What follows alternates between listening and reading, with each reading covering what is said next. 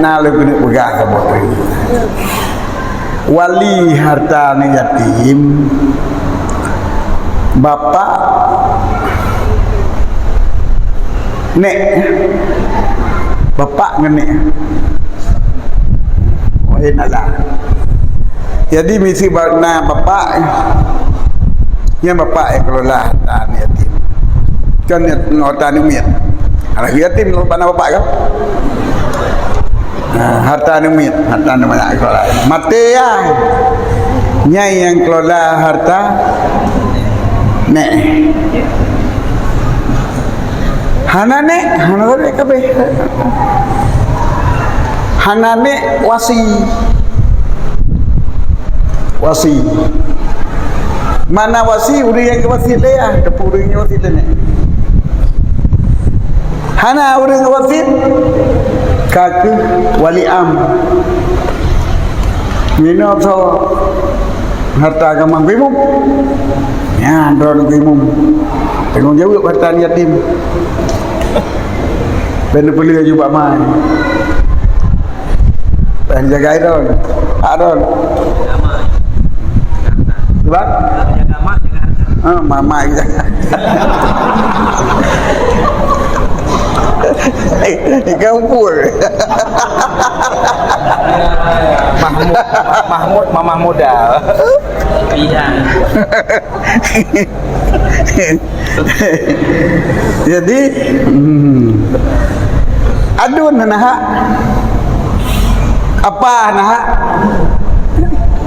untuk wilayah dan ya tengku imum hanadi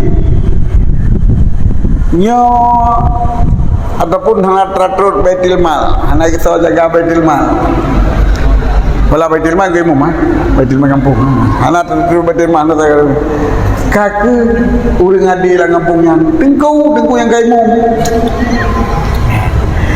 nyo yang jaga. Kemudian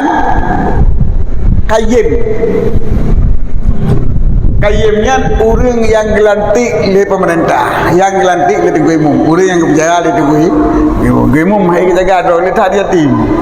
Nyon yatim je dong ke kayim, nyon yatim je dong ke kayim, yang kurangnya yang jaga. Oleh karena laginya, maka rancutat ote meninggai kita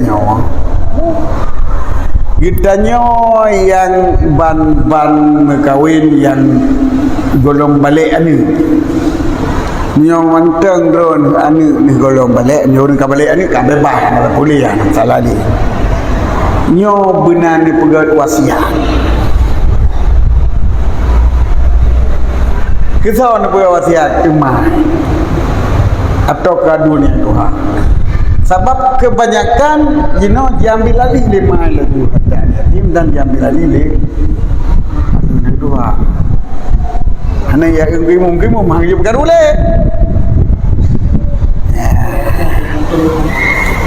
Padahal kada cia ke punya cua. Nah cua nak poci, mereka diambil alih pegat dengan cara nak bodoh keradel lah masalah cik.